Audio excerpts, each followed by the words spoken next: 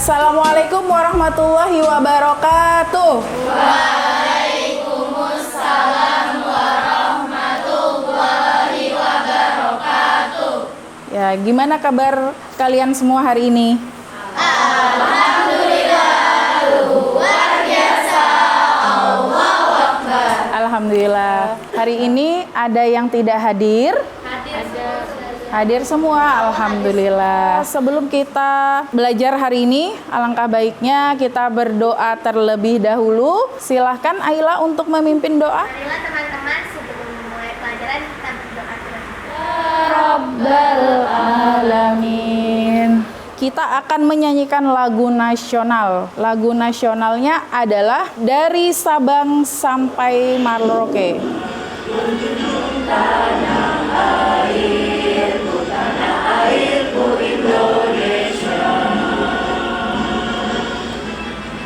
Silahkan duduk kembali.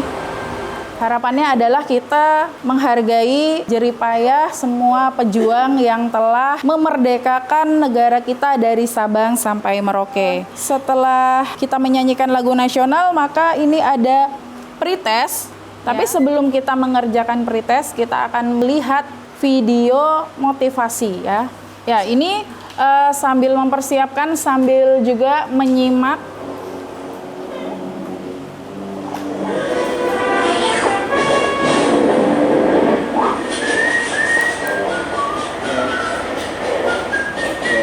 Silakan. Bekerja sama itu membuat permasalahan lebih cepat selesai dan mempererat pertemanan saja. Dengan kerjasama juga akan menumbuhkan rasa untuk mementingkan kepentingan bersama dan mempererat tali tersebut. Oke, baik. Nah, mungkin intinya adalah bekerja sama itu lebih baik ya. Nah, baik, sudah dipersiapkan kertas untuk pretestnya? Sudah. Nah, soal pertama. Mengapa melaksanakan kedaulatan harus sesuai dengan UUD 1945? Berikan pendapatmu terkait pelaksanaan teori kedaulatan negara di Indonesia. Sudah? Baik. Untuk memastikan jawaban yang sudah kalian tulis itu benar atau kurang tepat, silahkan kalian buka buku paketnya. Ini saya kasih kesempatan untuk literasi sebentar membaca buku paketnya. Saya kasih waktu 2 menit untuk membaca. Baik, sudah ya, cukup. Nah, jadi tujuan pembelajaran kali ini adalah kita bersyukur atas kedaulatan yang sudah diberikan ke negara kita dengan bahwa kita sudah memiliki kedaulatan, yaitu termasuk dalam negara yang merdeka. Terus nah, kemudian dan prinsip kedaulatannya bentuknya ada apa? Ada 2 ya. Yang pertama, kedaulatan ke dalam dan keluar jalan. Landasan hukum negara Indonesia menganut kedaulatan rakyat ditegaskan dalam UUD ya. Negara Indonesia adalah negara kesatuan yang berbentuk republik.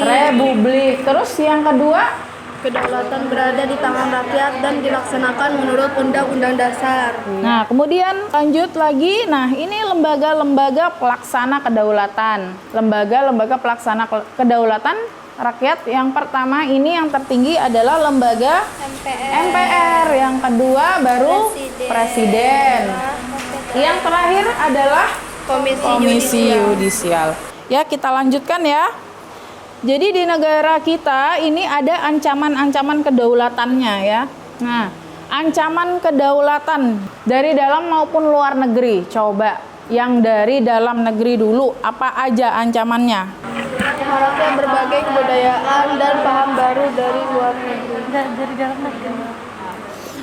Baik, untuk bahan pengerjaan LKPD nanti, itu kalian bisa melihat video permasalahan berikut ini.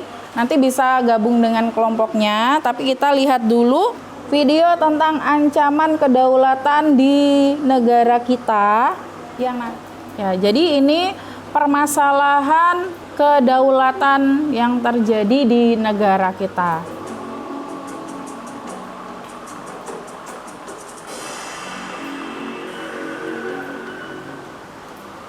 Baik, silahkan. Sengketa adalah permasalahan yang ada di Indonesia karena perebutan lokasi. Contohnya ada merebut potensi dan juga nelayan yang masuk ke wilayah negara lain. Ya, itu cukup? Cukup. Ya, terima kasih Aulia. Baik, jadi sebenarnya menceritakan apa sih video itu? Sengketa permasalahan yang terjadi di perairan ya, di perairan Indonesia. Kenapa perairan Indonesia menjadi target luar negeri? Karena potensi kekayaan laut di Indonesia. Jadi dengan sumber video tadi, nah saya akan membagi kalian menjadi berkelompok nanti untuk mengerjakan LKPD terkait ancaman kedaulatan di Indonesia. Ya, ayo silakan bergabung dengan kelompoknya. Silahkan. Sudah dapat semua? Sudah. Jadi silahkan. Gimana Nashwa? Yang analisis ini, iya kami satu aja nggak apa-apa ya? Ada pertanyaan nggak? Tidak.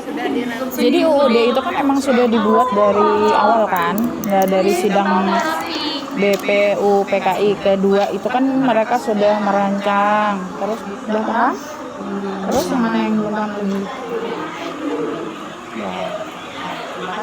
Ya, sama-sama. Ini yang maju siapa nanti? Resti. Berlima. Ya boleh. Oh. Ini semuanya Kak Ustazah. Iya. Sudah selesai belum di sini? Sudah. Minyaknya pembahasan. Ini satu nanti kasih kami kumpul. Ya. Oke. Terima kasih sudah kembali ke posisi awal. Kita lanjut presentasi. Silakan kelompok Resti dulu. Untuk kelompok yang lain bisa menanggapi. Assalamualaikum warahmatullahi wabarakatuh. 1. Analisis penyebab dikeluarkannya Dekret Presiden 5 Juli 1959. Undang-undang dasar yang menjadi pelaksanaan pemerintah negara belum berhasil dibuat, sedangkan Undang-Undang Dasar 1950 dengan sistem pemerintahan demokrasi liberal dianggap tidak sesuai dengan kondisi kehidupan masyarakat Indonesia. Kedua, analisis beberapa penyimpangan yang terjadi pada masa demokrasi terpimpin. Yang pertama, pembentukan MPRS. 5. Presiden seumur hidup. Dan yang terakhir, konsep Pancasila berubah menjadi konsep Nasakom. Nomor 3. Analisis beberapa ancaman kedaulatan Indonesia di bawah ini dan mengatasi ancaman di bidang ideologi. 1. Memberikan penyuluhan kepada masyarakat. 5. Memperkuat posisi Indonesia dalam politik internasional. Contoh kasus ancaman pada bidang ideologi. Upayanya meningkatkan mutu pendidikan dan karakter masyarakat. Yang kelima, memperkuat posisi Indonesia dalam politik internasional. Nah, contoh upaya dalam bidang ekonomi yang ketergantungan pada pihak asing, yaitu upayanya menekan tingkat pengangguran. Yang kedua, mengatasi masalah inflasi yang buat aturan impor lebih ketat dan meningkatkan aktivitas ekspor. Upaya dalam contoh kasus ancaman integrasi nasional dalam bidang budaya, mengatasi bidang ancaman budaya karena LGBT. Yang pertama, adanya pemberlakuan undang-undang yang melarang adanya LGBT sehingga hal ini tidak menyebar parah. Dari kami, apakah ada yang ditanyakan? Silakan. Tadi kan katanya konsep Pancasila berubah menjadi konsep Nasakom. Nah, maksudnya berubah konsep itu gimana? Tolong jelasin. Mungkin boleh dibantu jawab oleh Resti. Sinta. Jadi kalau Pancasila itu kan, kalau yang pertama itu kan ketuhanan yang Maha Esa. Jadi lebih ke bagaimana penghargaan ya, menghargai budaya lain, menghargai agama lain. Sedangkan kalau Nasakom itu pencampuran nasionalis, agama dan komunisme. Jadi kayak antara agama itu dicampur gitu loh. Nah, gimana Kak Sinta? Ya, jadi Nasakom itu penggabungan dari beberapa ideologi ya. Jadi nasionalis, agama, dan komunisme. Sedangkan komunisme itu adalah tidak mau tahu tentang keadaan rakyat semena-mena dan juga sudah beda jauh, tidak satu prinsip gitu. Cukup? Silakan ditutup. Sekian dari kelompok kami. Kurang lebihnya mohon maaf. Assalamualaikum warahmatullahi wabarakatuh. Waalaikumsalam. Baik anak-anak, kita sudah mendengar presentasi dari tadi. Dalam menerapkan prinsip-prinsip kedaulatan memang harus benar-benar menyesuaikan dengan Undang-Undang Dasar 1945 ya. Nah, kita akan melakukan refleksi pembelajaran. Di sini ada tiga refleksi pembelajaran apa saja yang telah kalian pelajari hari ini. Yang pertama, kita mempelajari tentang bentuk dan prinsip kedaulatan negara Republik Indonesia.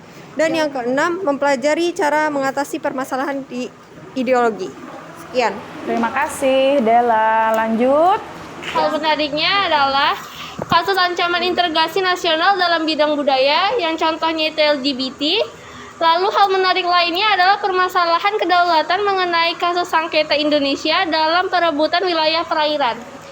Untuk hambatannya sendiri, yang pertama sedikit kesulitan dalam menganalisis ancaman kedaulatan yang ada di Indonesia. Kemudian yang kedua, kurangnya sumber referensi belajar. Jadi karena adanya analisis tadi, jadi harusnya pakai internet bisa saja. Kemudian yang ketiga, waktu diskusinya sangat singkat. Terima kasih. Oke. Baik, nanti ke depannya kita perbaiki ya untuk tadi sumber belajar, masalah waktu diskusi yang singkat ya nanti pun kita perbanyak. Nah, untuk yang terakhir saya akan mengadakan evaluasi pembelajaran dengan kuisis ya. Silahkan perangkatnya dikeluarkan. Kodenya ya. Kita mulai ya. Bismillahirrahmanirrahim.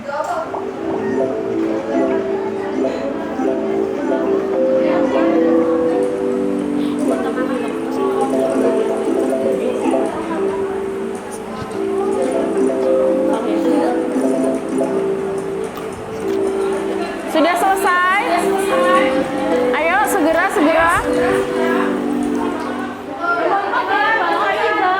Apa? Baik, terima kasih. Kita masuk di kesimpulan pembelajaran hari ini. Siapa yang menyampaikan kesimpulan pembelajaran? Ya, silahkan.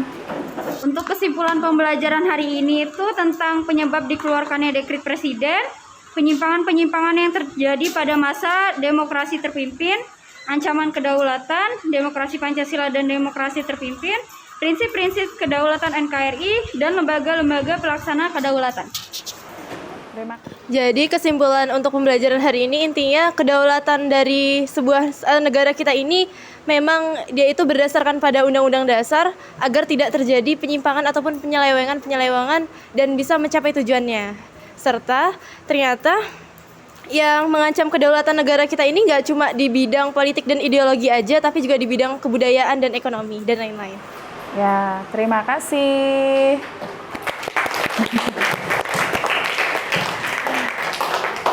Jadi kesimpulan yang disampaikan Diandra dan Resti tadi sudah benar. Maka semuanya itu akan berjalan dengan baik jika memang dilaksanakan sesuai dengan ketentuan yang ada. Jika terjadi kesalahan atau penyimpangan, maka akan ada sanksi yang diberikan sesuai dengan hukum yang berlaku. Oke kakak, yang sudah bisa dikumpulkan ya. Sama yang LKPD-nya tadi. Baik, untuk pertemuan hari ini kita cukupkan. Untuk materi hari ini juga sudah selesai. Kita di pertemuan selanjutnya juga sudah ulangan ya. Jadi semangat selalu untuk belajar, persiapkan diri, jaga kesehatan. Tutup pembelajaran. Aila, tutup pembelajaran. Bersama-sama kita pelajaran pada siang hari ini dengan membaca hamdalah. Alhamdulillahirabbil alamin. Wassalamualaikum warahmatullahi wabarakatuh. Waalaikumsalam.